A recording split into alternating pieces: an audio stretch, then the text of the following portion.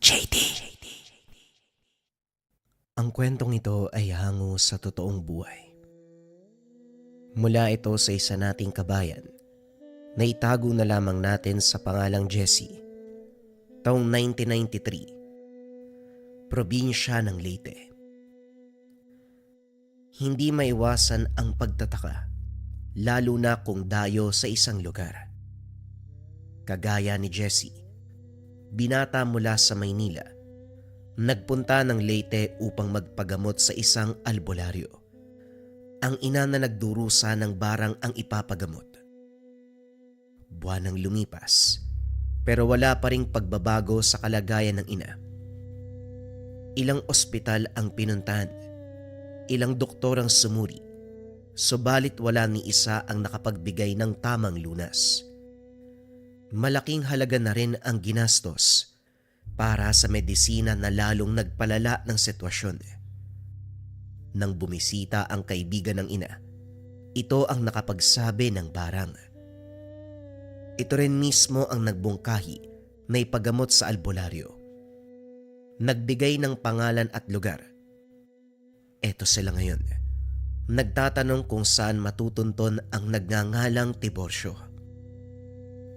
May pagdadalawang isip sa pagdating. May mga nagsabi sa kanila na ang hinahanap na matanda hindi madaling kasundo, na kung minsan hindi tinatapos ang panggagamot kapag nakasagutan ang kaanak ng pasyente o ang mismong pasyente. Binalaan na anuman ang sabihin nito, piliin na sundin kaysa sagot-sagutin. May pagkakataon na binigyan ng sumpa ang pasyente dahil sa hindi pagkakaunawaan. Imbis na tulungan, tinuluyan. Tinawagan ni Jessie ang kaibigan ng ina. Kinumpirma kung tama ba ang pagkakalarawan sa matanda na pinagtanungan. Ayon dito, tama ang lahat ng impormasyon, kaya bahagyang nag-alala si Jessie. Ugali kasi ng nakakatandang kapatid na kasama ngayon ang mag-usisa. Hindi titigil hanggat hindi nalilinawan. Ate Pem, makikiusap ako sa'yo ha. Pwede bang manahimik ka na lang mamaya? Isarado mo yung bibig mo kapag karap na natin yung albularyo. Kilala pa naman kita. Tutuloy na lang tayo kasi ang layo ng biniyahe natin kung aatras lang din ha. Isa pa, isa-isip mo na para kay nanay ang ginagawa natin. Maliwanag ba? Wika ni Jessie. Kung makapagsalita parang ang sama ko ah. O siya, eto na yung sityo na tinuro ng tambay. Alin ba dito yung tahanan ng albularyo? Kubo raw pero kalbo naman ng lahat ng bahay oh. Tinignan ng binata ang paligid. Sinuri ang bawat tahanan. Hindi naglaon na tukoy ang bahay ng albularyo. Ang sabi ng pinagtanungan sa daan, may bungo ng ibon at pusa sa bukana ng bakod. Paglapit doon ay wala namang sumagot sa loob. Nakailang ulit sa pagtawag kaso parang walang tao. Hindi nagtagal umandar ang topak ng kapatid. Ayaw nito na maghintay at masyadong mainipit. Dumampot ng bato. Kinalampag ang bahagi ng bakod na yari sa yero. Kagad siyang pinatigil bago makabulabog. Subalit naagaw ang atensyon ng albularyo. Malakas at buong boses ang nagpatigil sa magkapatid. Maging ang ina na nakaidlip ay nagising. Lumabas mula sa kubo ang isang matanda. Magulo ang mahabang buhok. Gayon din ang bigote na kulay puti. Matagal nang tahimik ang lugar na ito, pero pinulabog ng mga dayo. Ano bang sadya niyo? Kailangan niyo pang kalampagin yung yero.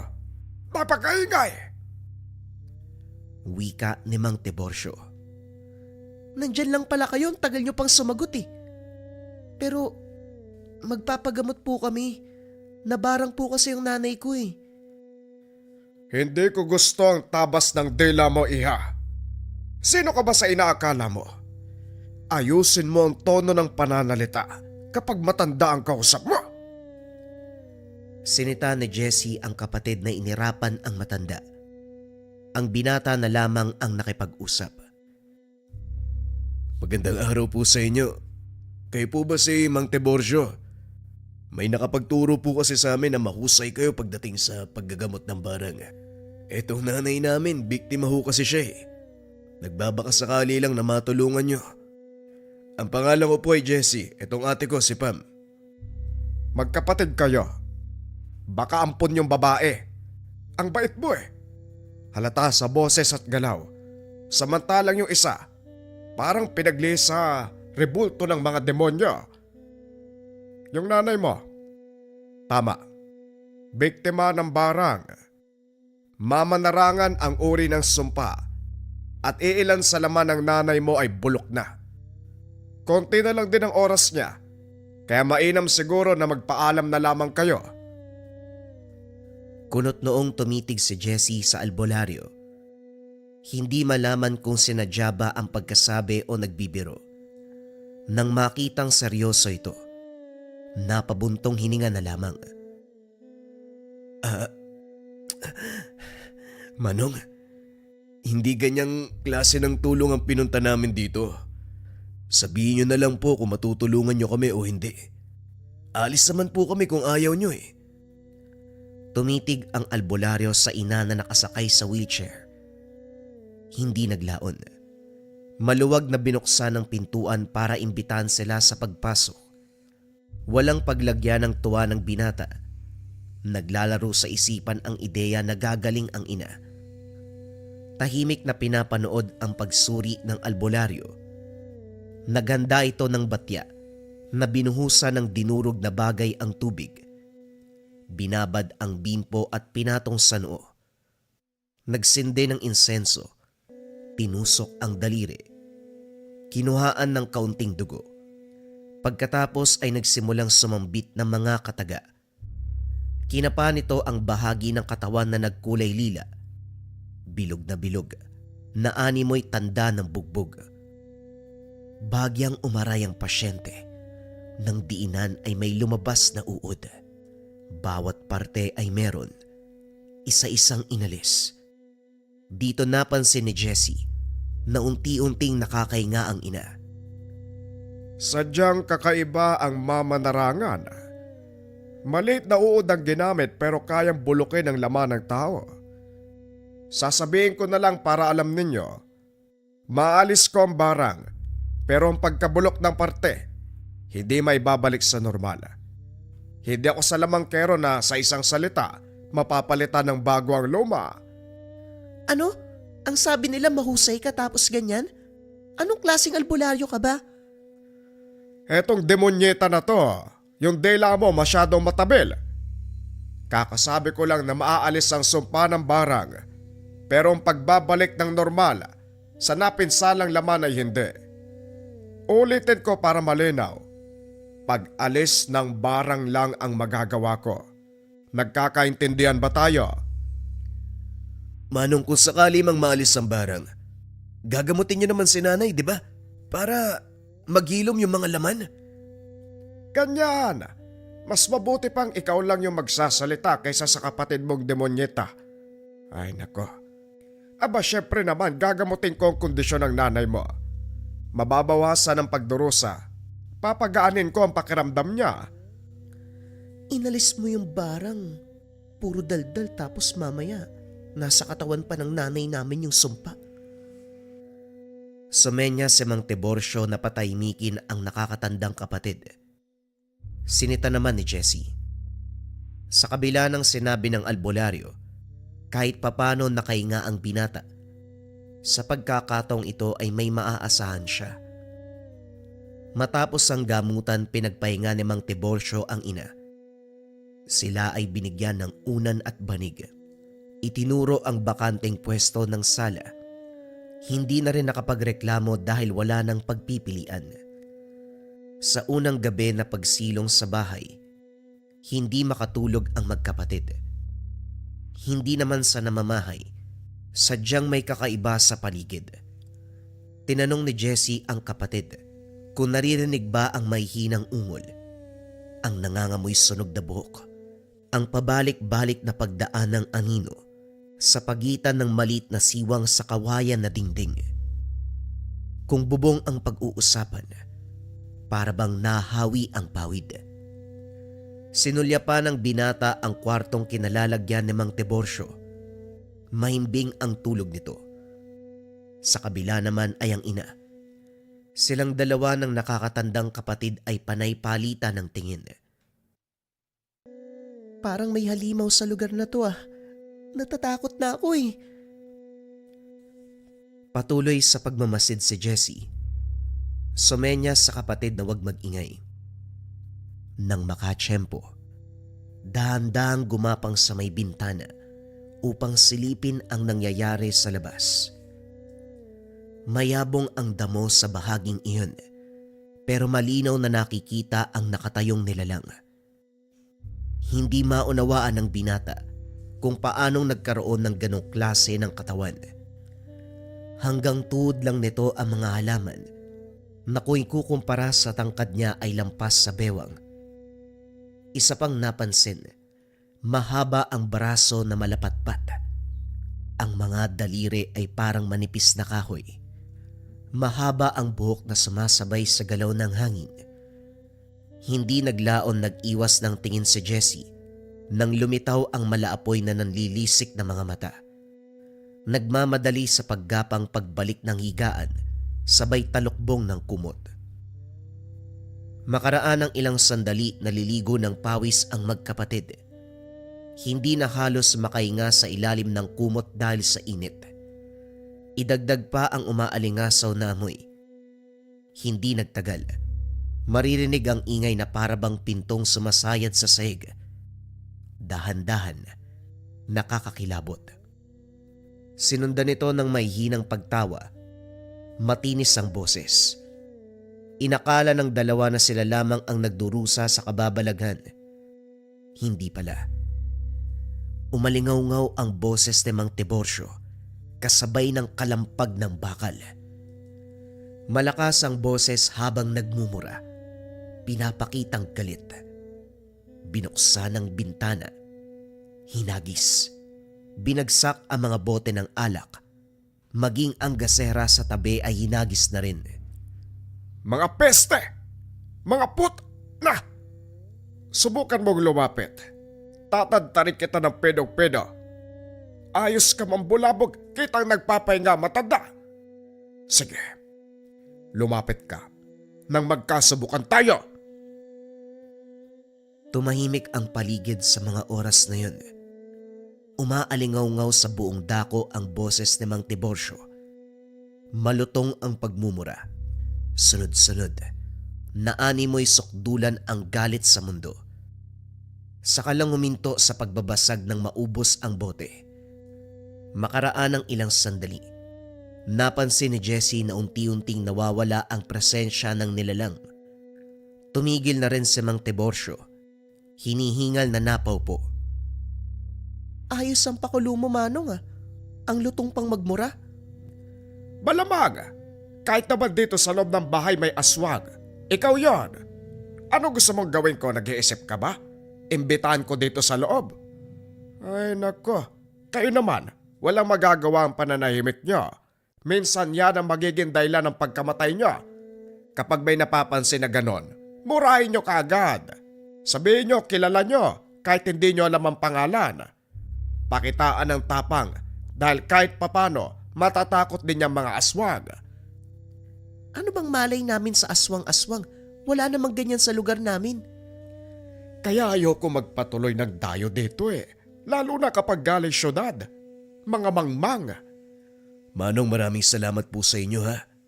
Kung hindi dahil sa'yo, parang hindi kami lulubayan ng aswang O siya, bumalik na nga kayo sa pagtulog. Titignan ko ulit ang nanay nyo.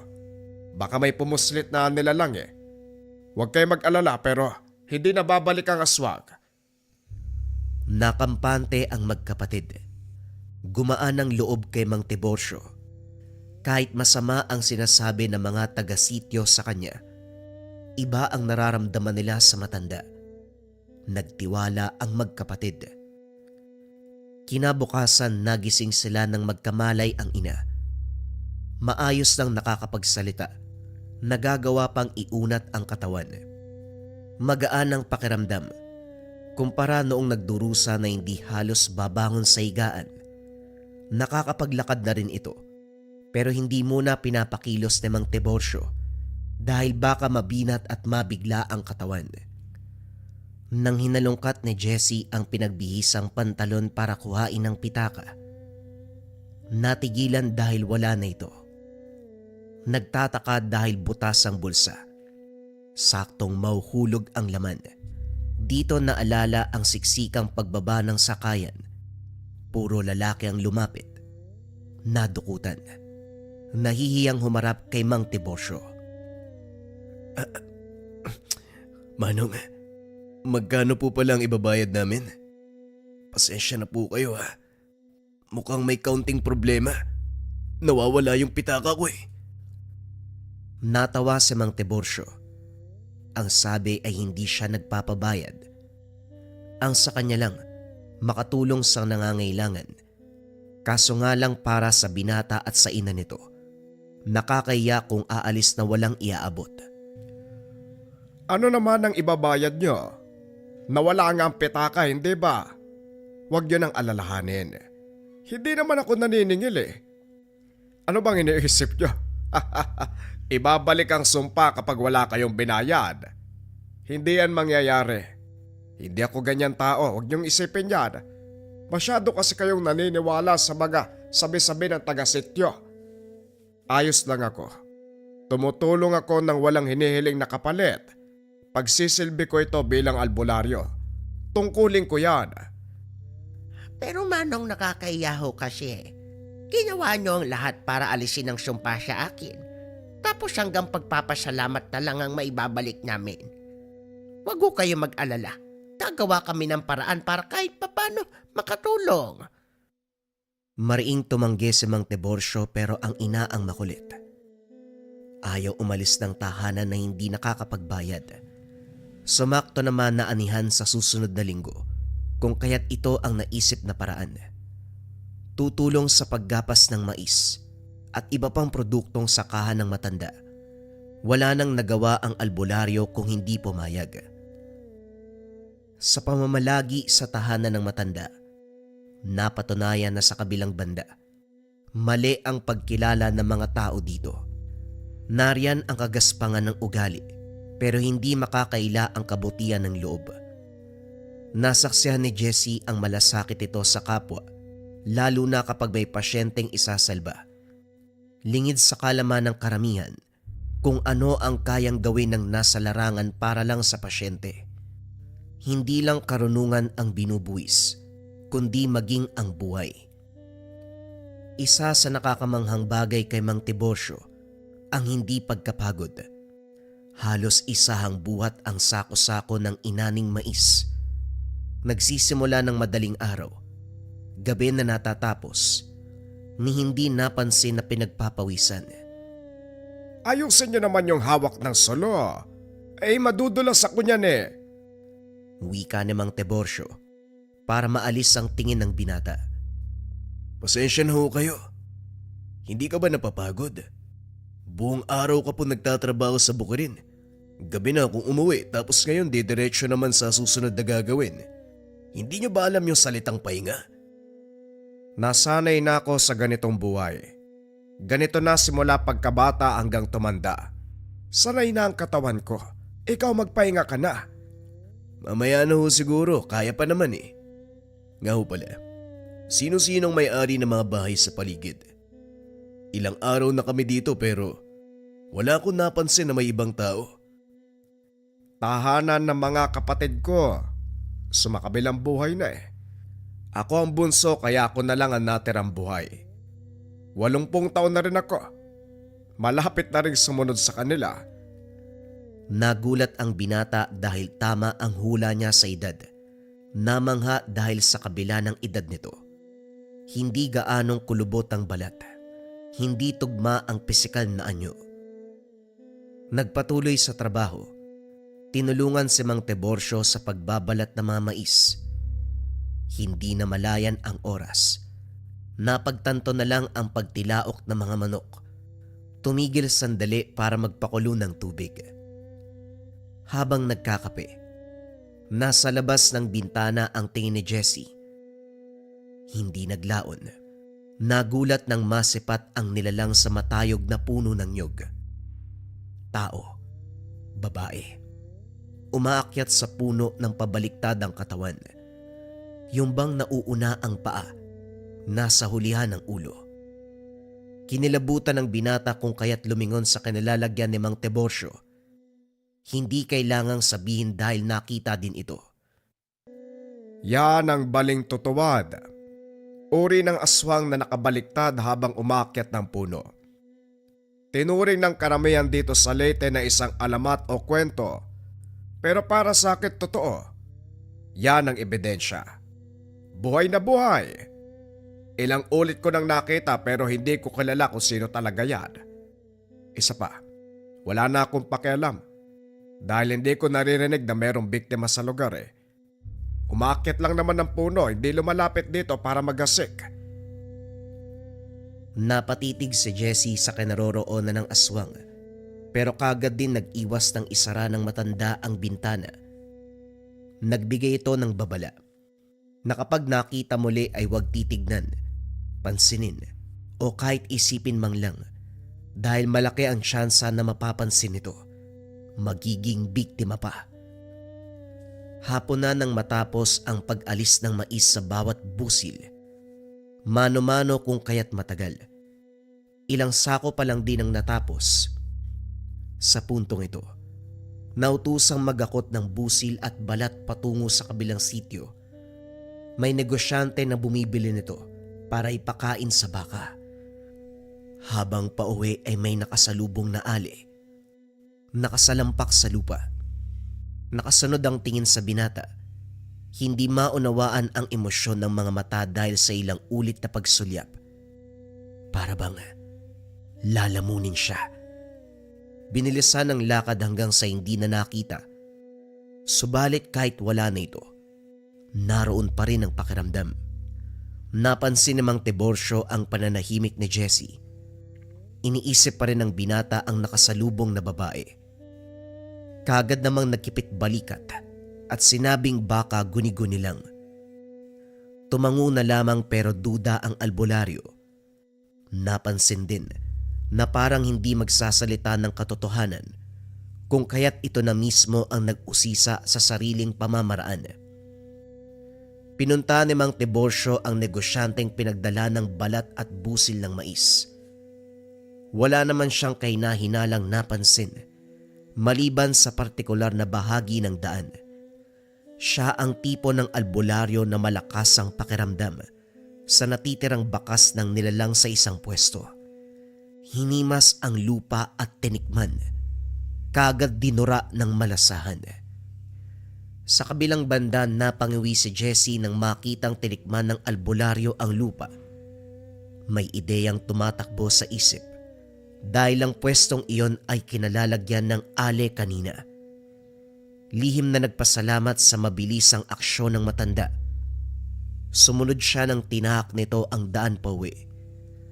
Bago maghapunan, napansin ni Jessie na hindi mapakali si Mang Tiborcio. Panay ng silip sa bintana. Ilang ulit sinuri kung maayos ang pagkakasara ng pinto. May itak na nakasugbit sa tagiliran. At ang nakaagaw ng pansin ay kwintas. Isang bato na kulay lupa.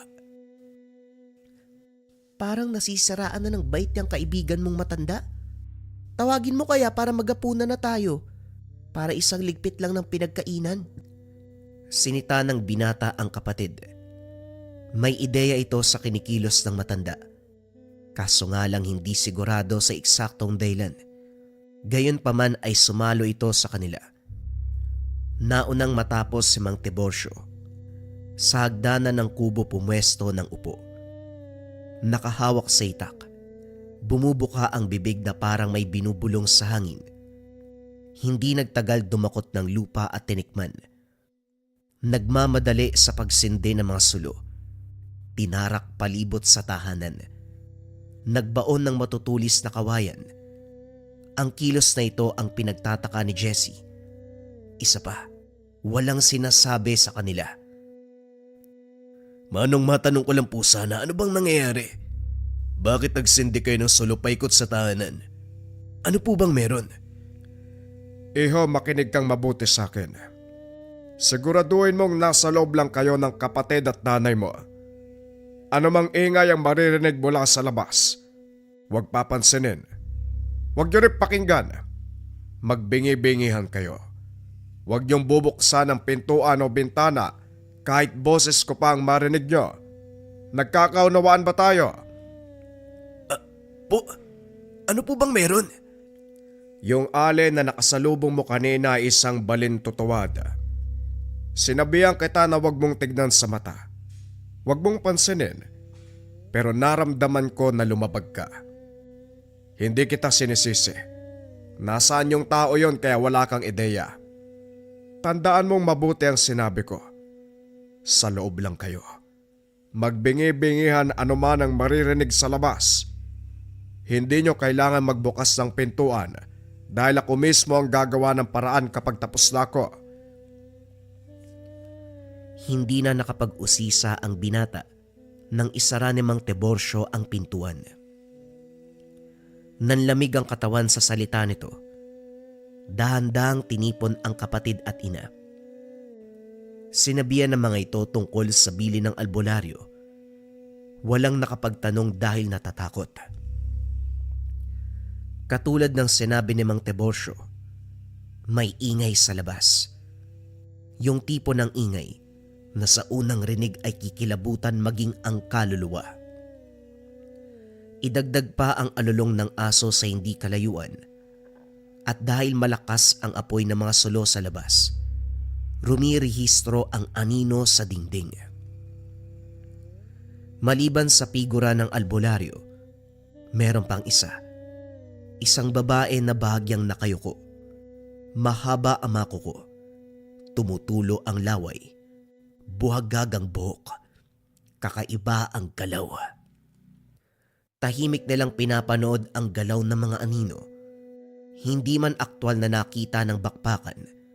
Sa pamamagitan ng rumirehistrong anino ay may ideya sa kaganapan.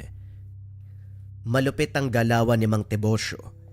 Hindi may kakaila ang bilis ng halimaw, pero nauunahan niya ito sa lahat ng pagkakataon. Susugod pa lamang ito. Siya naman ay sinasalubong ang atake. Ilang ulit nagpaulan ng kalmot pero lahat ng ito ay naiwasan. Nang humagupit ang mahabang dila, dito naisahan ang albularyo. Naguguluhan din si Jessie dahil ang dila nito ay hindi naman umaabot sa kinalalagyan ng matanda pero batay sa kilos. May sumasakal. Hindi nagtagal, iginalaw ng nilalang ang dila. Kasabay nito ang pagtilapon ni Mang Tiborcio. Sa puntong ito kumatok ang nilalang. Tinangkapang gamitin ang boses ng albularyo. Walang nakinig. Walang nagbukas. Naging tuod na rin ang mag-ina sa labis na panlalamig. Lumakas ang kalampag na parang tatanggalin ng pintuan. Bago mangyari, nakagante si Mang Tiborcio. Tumagos ang itak sa katawan ng halimaw, kaso naibalik din sa pamamagitan ng kalmot. Gayunpaman hindi ito alintana. Sinaksak ng sinaksak ang nilalang. Hindi naglaon ay nalupig din ito. Nagbukas ang pintuan. Bumungad ang sugatang si Mang Tiborcio. May bakas ng sakal sa leg. Napuruhan ng kalmot ang balikat na umabot sa braso. Si Jessie ang nagsisilbing manggagamot alinsunod sa gabay ng albularyo. Sa kabutiang palad na agapan naman, pinakuha lamang ng lupa, binulungan ng orasyon at saka nilunok. Titig na titig ang binata. Nagtatanong ang mga mata kung paanong nakakagamot ang lupa. Nang mahimasmasan si Mang Tiborcio, pinagtapat ang bisa nito. Mausisa na mga mata. Mabuti yan, iho, nang malaman mo mga bagay-bagay. Napapansin ko rin ang pagtatanong mo sa kwintas at tungkol sa ginagawa ko sa lupa. Tinitikman at nilulunok. Ang ritual ng pagtikim ay para malaman kung sino ang kaaway. Kung nariyan ba siya sa lugar o papalapit pa lang. Ang pag-ihip ng orasyon, paglunok, nagsisilbing gamot sa espiritual na sugat at pinsala ng kaloob-looban. Lahat ng ito ay parte ng pamamaraan ng tangan ko. Ang mutya ng lupa. Pinakita lamang ito ni Mang Tiborcio. Hindi nila pwedeng hawakan. Namangha si Jessie. Napakalalim ng kaalaman ng albularyo. Ang buong akala ay hanggang panggagamot lang. Yung pala, may tangan na mutya. Mabilis gumaling si Mang Tiborcio. Ilang ulit nilapatan ng gamot at orasyon ang sugat. Nang magawa ng kumilos, nagpaalam na susuriin ang paligid kung may naiwan mang bakas ang aswang.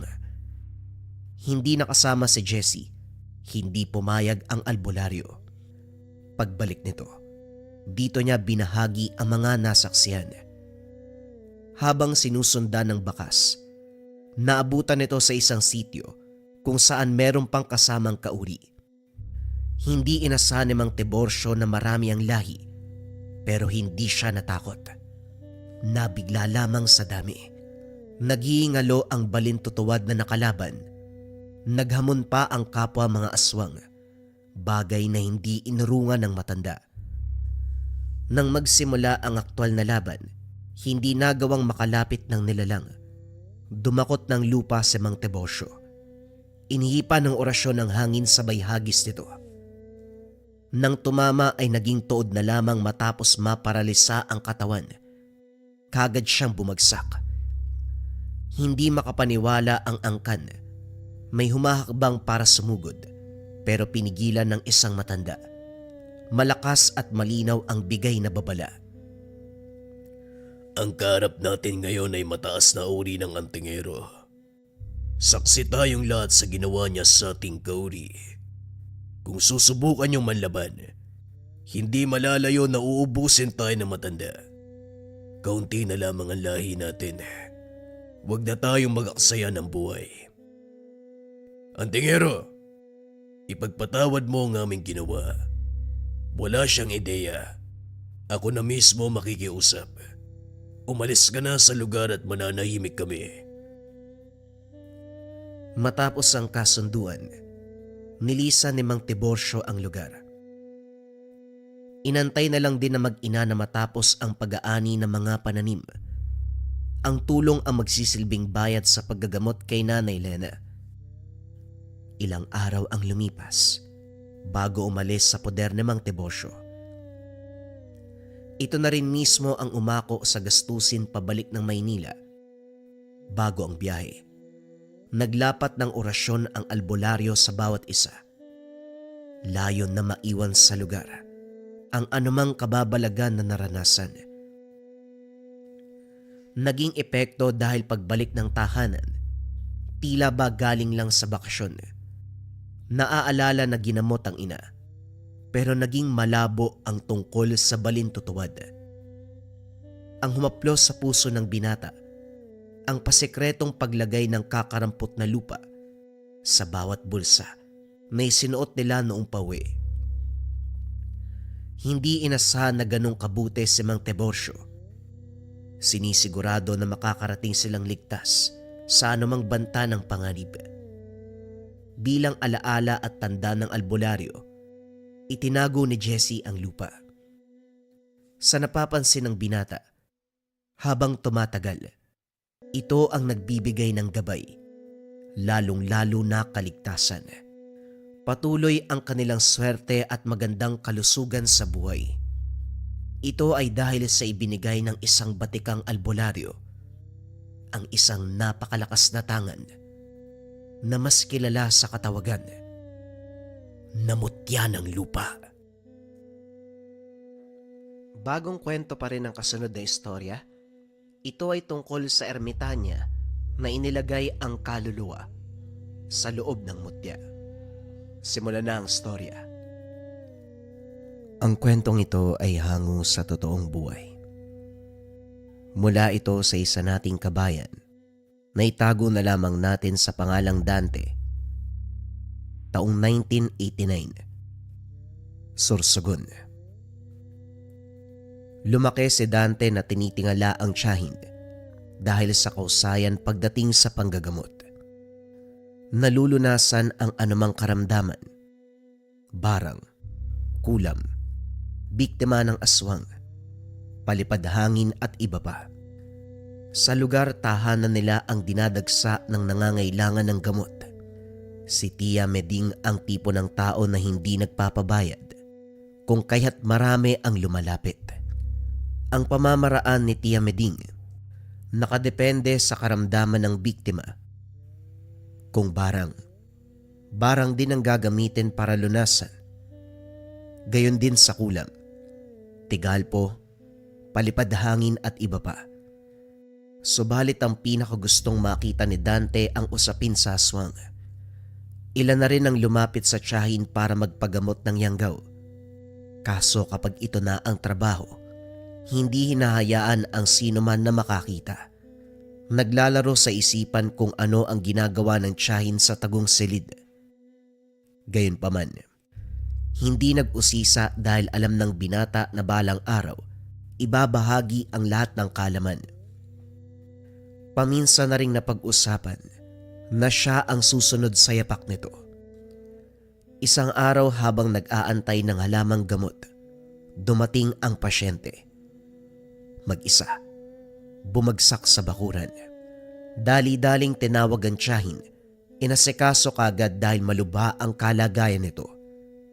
Nagtamo ng sugat sa iba't ibang bahagi ng katawan. Naglatag ng samot-saring dahon at dinikdik. Tinapal sa sugat at ang katas naman ay pinainom. Inihipa ng orasyon ng langis. Isinaboy sa pasyente. Itinali ang pasyente sa higaan at siniguradong hindi makakawala. Tumabi muna sila. Pinanood ang magiging reaksyon ng binigay sa unang lunas. Hindi naglaon. Unti-unting nagkamalay at nagwala. Batay sa kilos.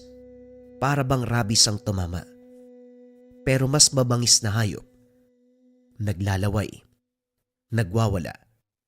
Nang mapigtas ang tali sa binti, pinukaw ni Dante ang pansin ng tiyahin.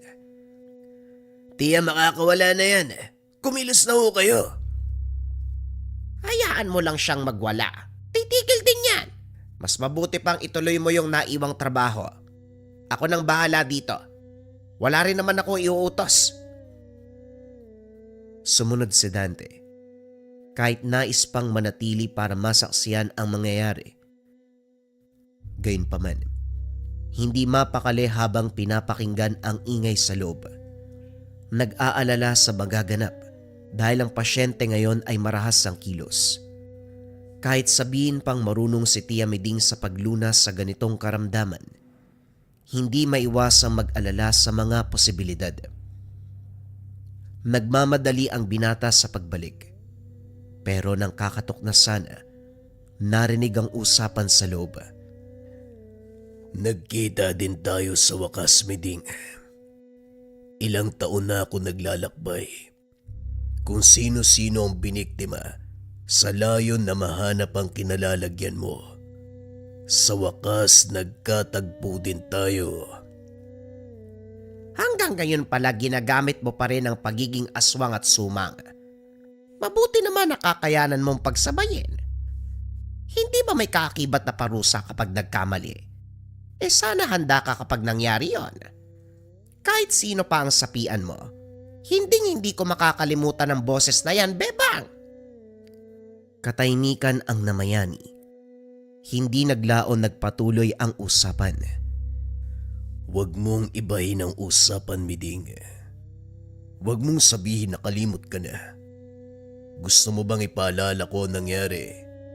Ako lang naman ang binawian mo ng karapatan na mabigyan ng mutya ni Maestro.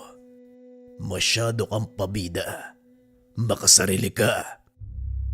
Hindi ko kasalanan kung ako ang pinili na maestro na magbana ng mutya. Isa lang ang ibig sabihin, mas marunong ako kaysa sayo. Maliit na bagay lang yon, pinapalaki mo pa. Malaking bagay yon para sa akin. Makapangyarihan ng mutya ni Maestro. Sayang lang dahil napunta sa katulad mo. Sa katulad kong higit ng kaalaman kumpara sa inggiterang kagaya mo. Hindi mo ba alam na wala ka sa pagpipilian noon ni Maestro? May dugo kang aswang, mangkukulam, kaya malayong iabilin niya ang mutya. Masama man ang pinagmulan kong angkan. Alam ni Maestro ang hangarin ko noon. Layon kong maging mahusay na manggagamot kaya ako sumailalim sa aral niya. Pero magmula nung dumating ka, nawala sa akin ang lahat. Nasa iyo nga ang mutya, pero hindi mo naman ginamit sa kabutihan. At paano mo nasabi, Aber? May patunay ka ba na ginamit ko sa kasamaan? Huwag mo kong hamunin. Dahil alam nating pareho kung bakit ka nakakagamot. Wala ka ring pinagkaiba sa akin. Pumanig ka sa kaliwa. Pumanig ka sa kadiliman. Halakhakang pumuno sa bawat sulok. Bigla itong natigil ng sinunda ng hiyaw. Nagmamadaling pumasok si Dante sa pag-aalala. Laking gulat nang maabutan ng tiyahin na nakatitig sa pasyente. Nagtamo ito ng maraming saksak. Wala na ring buhay. Hindi nakakilos ang binata. Pinoproseso sa isipan ang nangyari. Nang magsalita ang tiyahin, sumunod siya sa bawat utos. Matapos mag-orasyon, binalot ang katawan at saka kinarga sa kariton. Hinila patungo sa malayo. Pinaanod sa sapa. Nagliliyab itong hinatid ng tanaw. Pagkatapos ay nagbago ang kilos ni Tia Meding. Tumigil sa panggagamot. Sinarado ang silid tanggapan. Panay tanong si Dante pero hindi sumagot ang tiyahin. Isang araw, nagulat na lang siya nang turuan siya nito. Lahat ng kaalaman ay binahagi. Mula sa panggagamot, orasyon, ritual, dasal at iba pa. Nagbigay ng mataas na uri ng bato na kung tawagin ay mutya. Walang binanggit na eksaktong pangalan. Masyadong mabilis ang kaganapan. Hindi nabigyan ng pagkakataon ang binata na magtanong. Lumipas ang araw, bigla na lang nawala si Tia Meding. Inakala na nasa bayan lamang ito pero dumaan ang ilang linggo. Hindi mo balik. Wala nang balita hanggang sa mahabang panahon ng lumipas. Sinubukang hanapin subalit walang bakas mula sa tiyahin. Maging ang kaanak, kakilala o kaibigan, walang nakakaalam kung nasaan. Hinalungkat ang mga gamit pero ganun pa rin. Walang iniwan na pwedeng magturo sa kinalalagyan nito. Naguguluhan ang binata kung ano ang ibig sabihin ng biglaang paglisan. Ni hindi man lang ito nagpaalam sa kanya.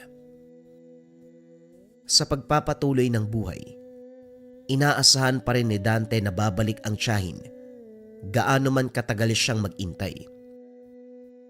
Sa kabilang banda, ang binata ang pumalit sa pwesto ni Tia Meding bilang manggagamot. Maraming lumapit dahil nagawa ng binata na pantayan ang galing ng tiyahin. Sa tulong ng aral nito, lahat ng karamdaman ay nalulunasan. Isang hapon, tapos na sana ang oras ng panggagamot pero may dumating. Ang sabi ng kasama, bigla na lang itong nanghina. Maraming reklamo, maraming sakit sa katawan.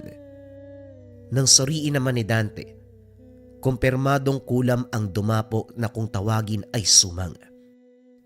Isang uri ng kulam na kayang sumapi ang mangkukulam sa katawan ng biktima.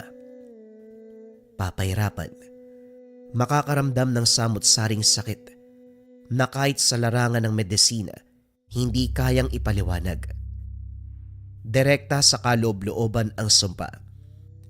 Unti-unting sisirain ng kalusugan, hindi tatantanan hanggang sa malagutan ng hininga.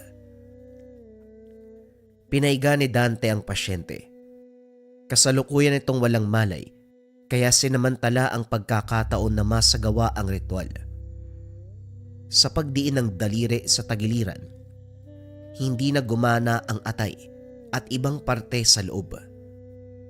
Delikado na rin ang lagay ng puso na anumang oras ay pwedeng tumigil sa pagtibok.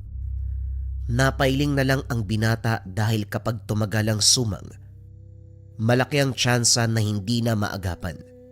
Sa tansya niya, buwan na magmula nang tumama ang kulam. Upang malinawan at maging handa ang pamilya, kinausap at pinaliwanag. Sa kabutiang palad ang sagot ng pamilya, tanggap nila kung anuman ang mangyayari. Inilabas ng binata ang libreta, nagsinde ng kandila. Nang simula ng pagbabasbas bumalik sa uliratang pasyente, masama ang titig. Nandura sabay halakak. Mula sa bibig nito, boses ng babae ang namutawi. Inalala ni Dante ang nangyari. Pero hindi ito boses ng nakausap ni Tia Meding noon. Binatang manggagamot, umaasa na malunasan ang kalagayan ng pasyente. Iho, ako na mismo magsasabi na sumuko ka na. Hayaan na lamang mabulok ang katawan nito. Alam kong alam mo sa iyong sarili na wala ng pag-asa, hindi ba? Sino ka? Anong kasalanan ng binata para kulamin mo? Hindi naman kailangan palagi na mayroong kasalanan. Minsan pwedeng katuwaan lang.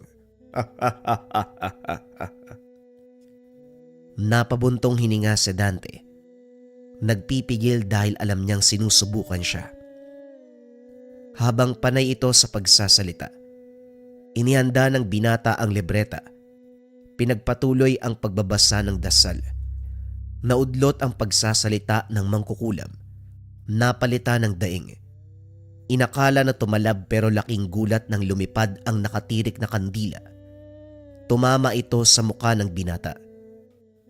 Lumakas ang halakhak ng mangkukulam. Nang masagad ang pasensya, pinakitaan nito ng kalupitan. Binigkas ang orasyon ay tinuro ng tiyahin. Ito lang ang naging kainaan ng mangkukulam. Matapos marinig, nagmamadaling kumala sa sapi pero hindi ito nangangahulugan na nakatakas. Nakawala man sa katawan ng pasyente, nagdurusa ito ng matinding karamdaman sa madaling salita.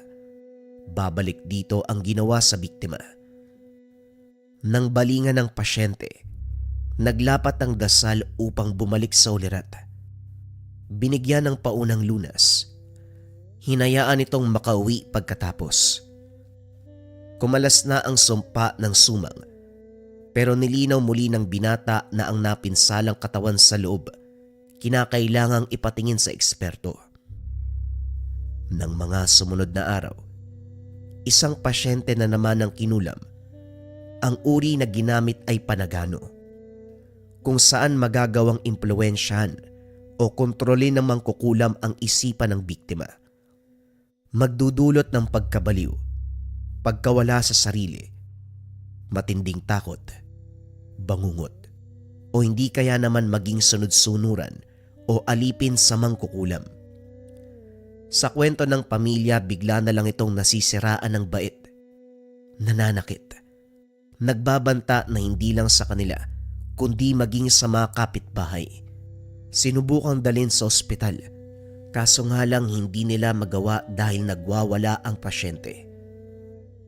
Hindi rin maunawaan ni Dante ang kilos nito. Nang makita siya ay kusang lumapit. Pumwesto pa sa upuan, sumenyas na gamutin. Hindi nagpakampante ang binata dahil iba ang pinapakitang reaksyon. Malinaw sa mga mata na merong binabalak. Nang sila na lang ang nasa silid, kinausap ito ni Dante. Inunahan pa siya ng pasyente. Ako na ang pangalawa mong pasyente kung kulang ang pag-uusapan, hindi ba? Gamutin mo na ako. Para 5 na lang ang kulang. Kumunot ang noo ni Dante. Maliban sa pagtataka sa sinabi nito, hindi tugma ang boses. Siguradong mangkukulam ang kausap ko. Anong ibig mo sabihin na 5 na lang ang kulang? Hindi ko sasabihin kung sino ang kausap mo. Pero ang sinabi ko ay katotohanan. Pagkatapos ko, 5 na lang ang kulang dahil 7 ang kailangan. Kapag nakumpleto ang 7 pasyente, mauunawaan mo kung para saan ang mutya na iniwan sa'yo ng tiyahin mong manggagamot. Napatitig si Dante. Makaraan ng ilang sandali sinimulan ang pakikipagtuos sa mangkukulam. Hindi makapaniwala nang tumingin lamang ang pasyente. Hinayaan siyang gawin ang mga dapat. Walang reaksyon ng lapatan ng orasyon at gamot. Naging madali ang proseso. Makalipas ang ilang sandali, nagbalik sa ulirat. Wala nang sumpa sa katawan. Habang hinahatid ito ng tanaw sa pag-alis, tumatak sa isip ni Dante ang sinabi nito. Hindi maiwasang kabahan sa mangyayari.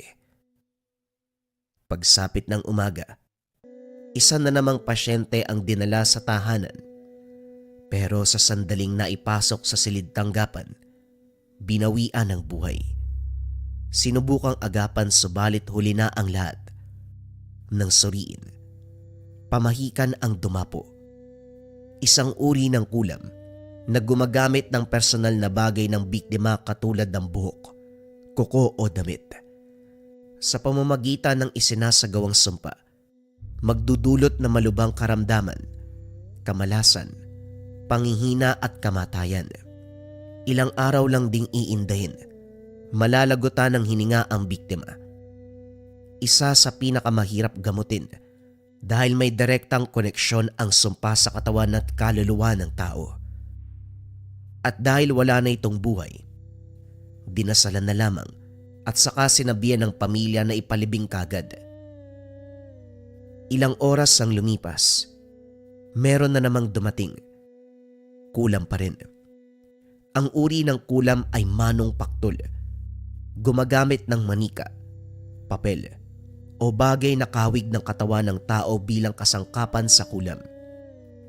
Sa pamamagitan ng pagpako, pagtusok, o pagsunog sa ginawang representasyon ng biktima, direktang maapektuhan ang katawan ng taong isinumpa.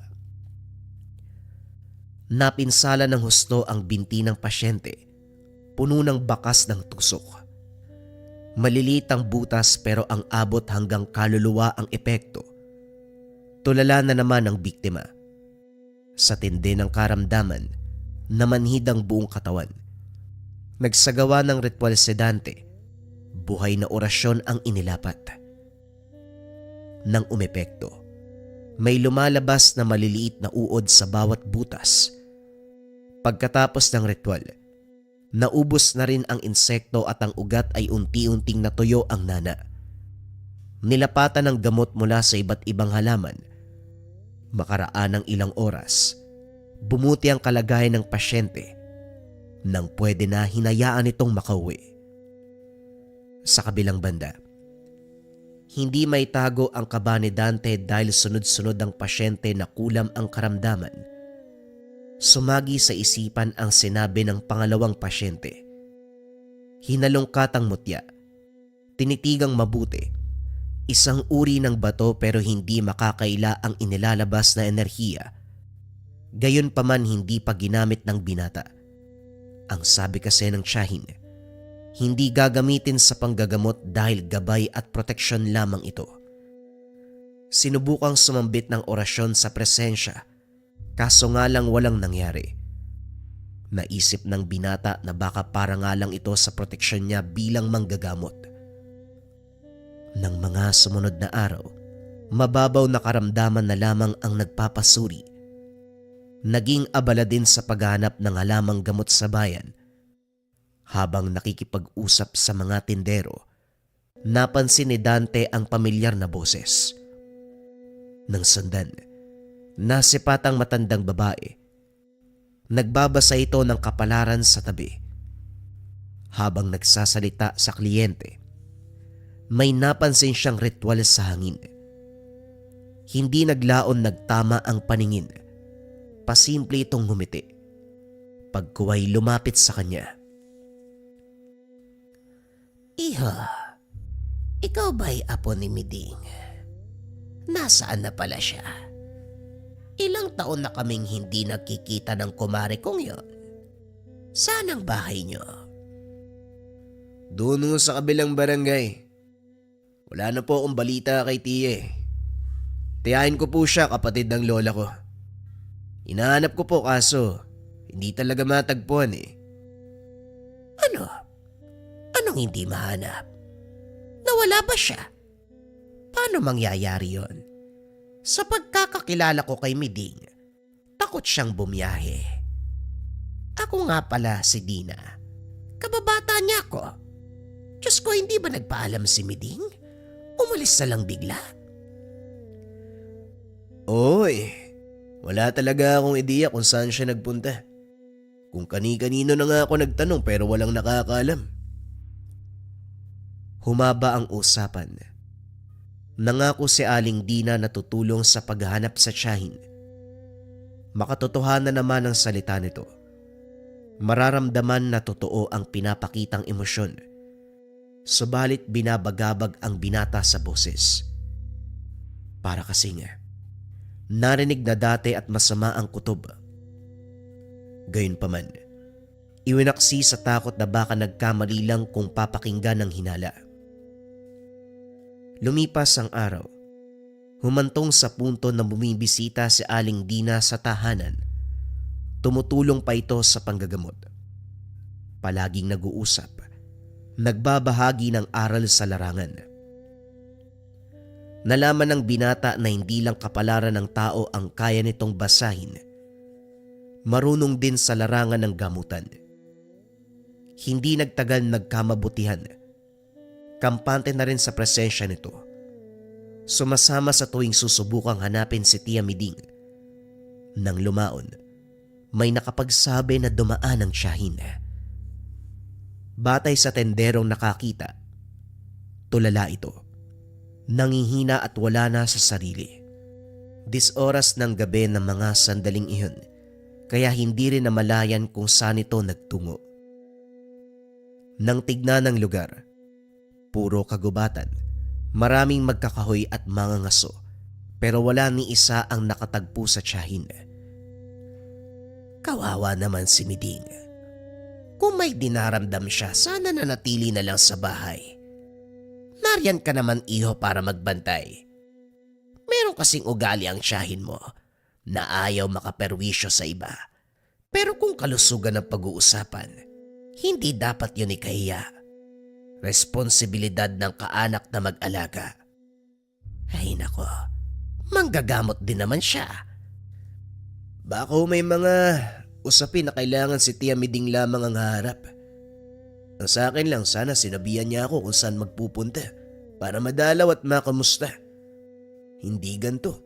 Nababaliw na ako kakaisip kung nasaan siya eh. Umasa na lang tayo na bumalik siya na nasa mabuting kalagayan. Hindi siya ang tipo ng tao na madaling sumuko. Kagaya ng sinabi mo, meron siyang rason kaya umalis. Pagbalik ng tahanan, may pasyenteng nag-aantay. Biktima ng masamang orasyon na albularyong itim ang may gawa. Mahika negra ang ginamit, kaalaman sa kaliwa, nagpapahirap sa tao at unti-unting pumapatay.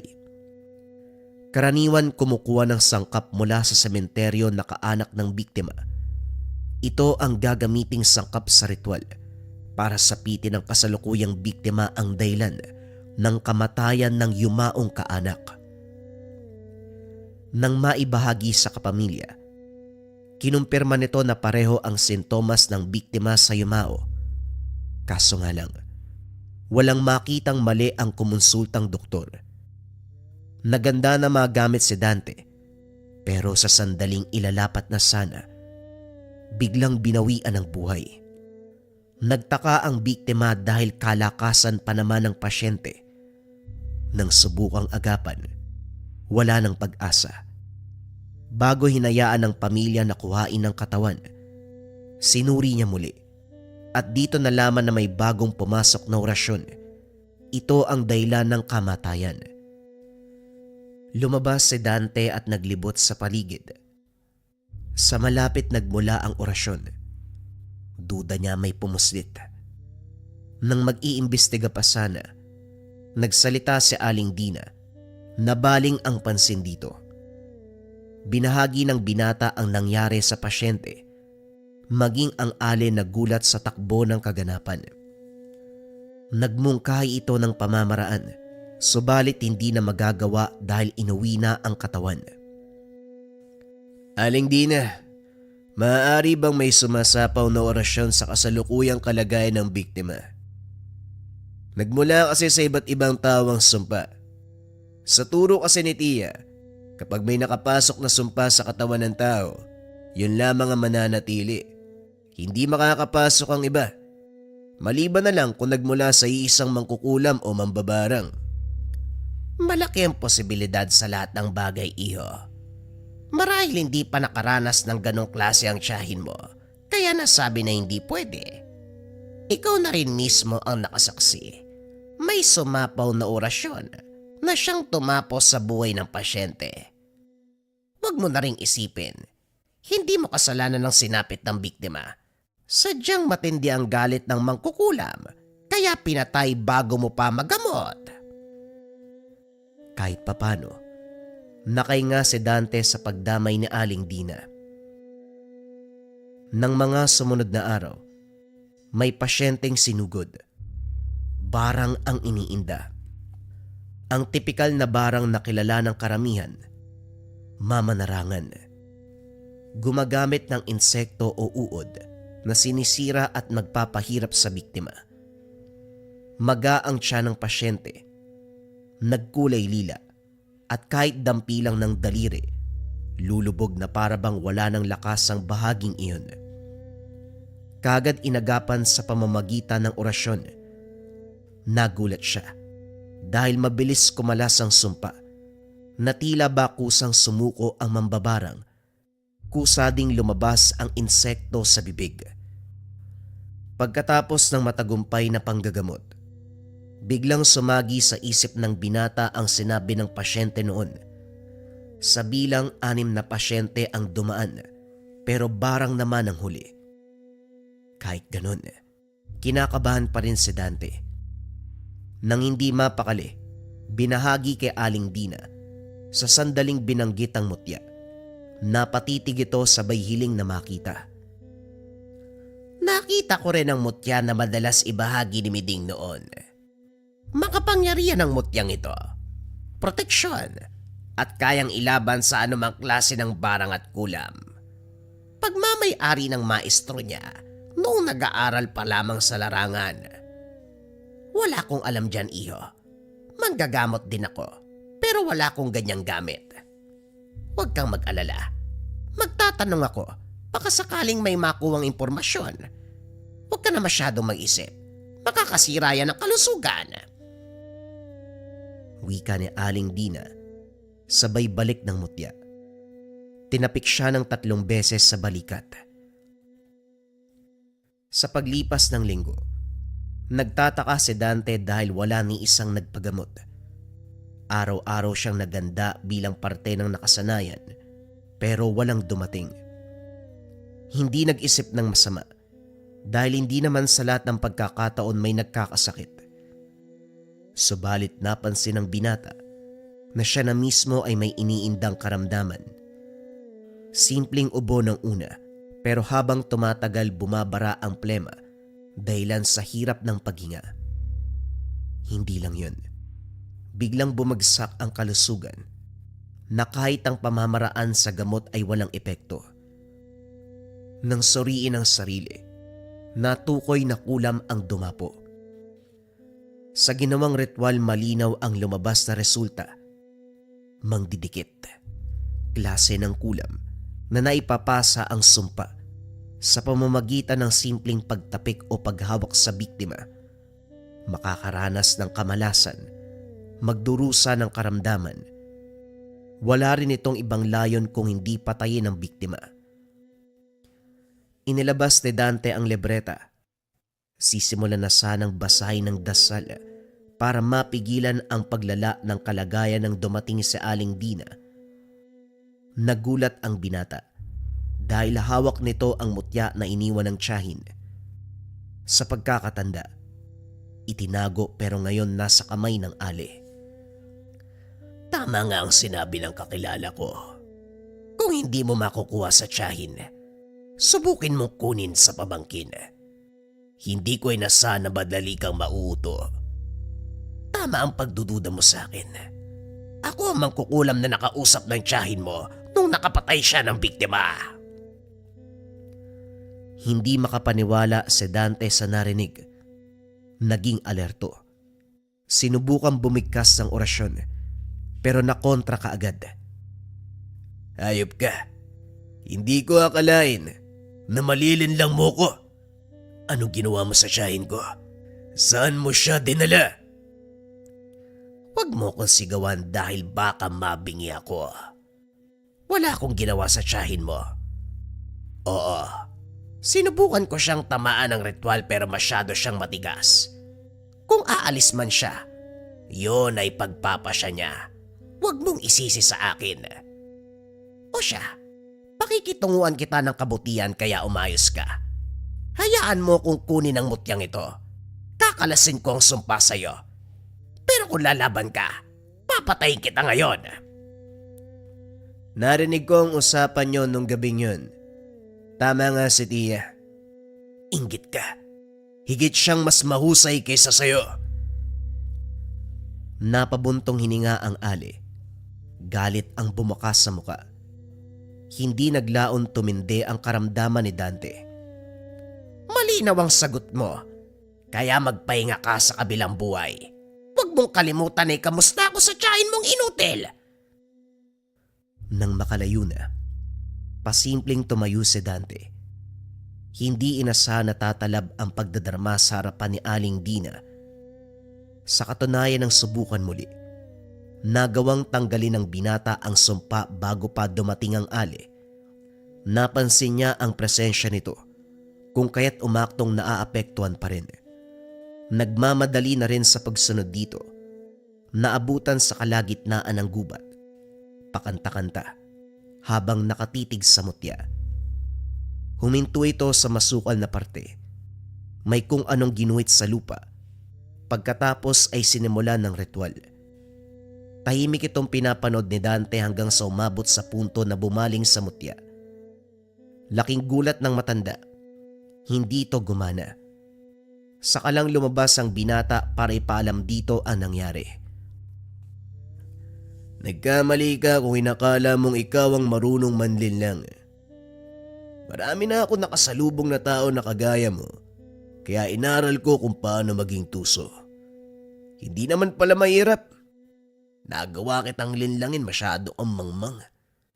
Ano ang pakiramdam na bumalik sa'yo ang kasamaan mo, Aling Bebang? Pinalaan kita, iho. Huwag mo kong subukan kung ayaw mong malala ang sapitin mo.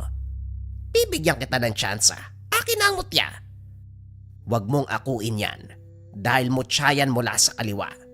Ang layo niyan pagtibay ng kulam at barang. Isa kang manggagamot kaya hindi mo rin magagamit.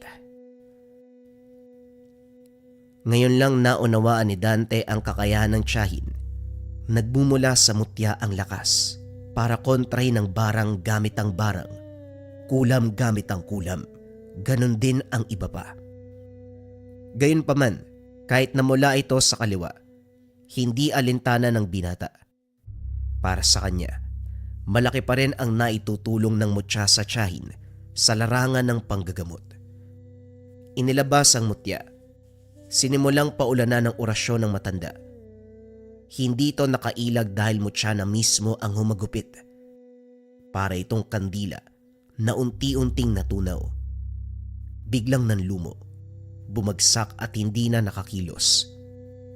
Muling bumigkas ng dasal para sirain ang natitirang bisa ng taglay nito bilang mangkukulam. Pagkatapos nun, iniwanan sa kalagitnaan ng gubat. Napailing na lamang si Dante. Tama ang sinabi ng pasyente nung araw, kaso hindi inasahan na may kasamang barang at ang pangpitong biktima ay walang iba kung hindi siya. Mabuti na lamang nagawang agapan ng lahat sa tulong ng mutya. Tinitigang mabuti ang maliit na bato. Hindi maiwasang magpasalamat sa tulong nito. Lumipas ang panahon, nagpatuloy pa rin sa panggagamot ang binata. Naging maingat sa bawat taong nakakasalamuha upang hindi na maulit ang nangyari sa kanila ni Aling Dina o ni Aling Bebang. Sa kabutiang palad, umayos ang lahat. Gayunpaman hindi pa rin nawala ng pag-asa sa paghahangad na mabalik si Tia Miding.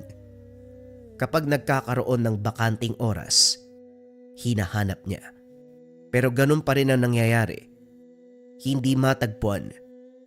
Tinulog na rin sa otoridad pero hindi pa rin nakita. Dumaan ang taon, dekada, tumanda na lamang si Dante. Wala pa ring balita tungkol sa tiyahin. Kahit ganun, umaasa pa rin na balang araw, uuwi ito sa kanilang tahanan. Habang nag-aantay, patuloy niyang hinahawakan ang iniwang mutya bilang alaala ni Tia Miding. Pero may kung ano siyang pakiramdam. Sa tuwing hinahawakan ng mutya, nararamdaman niya ang presensya ng tiyahin na para bang nangungusap ito sa kanya. Meron ding posibilidad na ang mismong kaluluwa ni Tia Miding ay nasa loob ng mutya.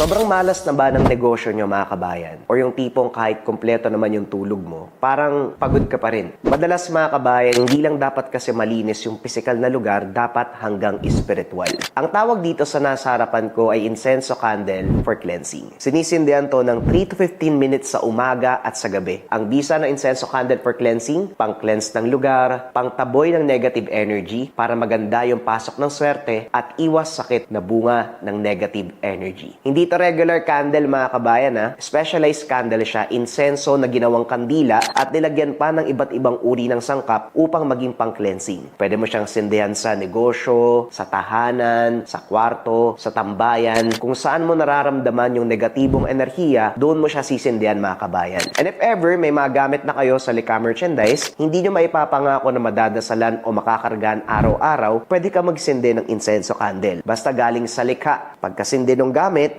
itatabi mo lang yung mga gamit doon mga kabayan, nakikleanse na siya, nakokonsagra, mas naaalagaan. Marami tayong version na pagpipilian, pwede yung regular version, yung can version, yung tea light version. Lahat naman yan mga kabayan ay specialized candles, lahat yan ay insenso, lahat yan may iba't ibang uri ng sangkap at lahat yan nariyan ang orasyon at guidelines. Kung interesado kayo sa insenso candle, makleanse ang lugar, i-visit nyo lang ang shop ng Lika Merchandise, mag-ingat sa mga scammers.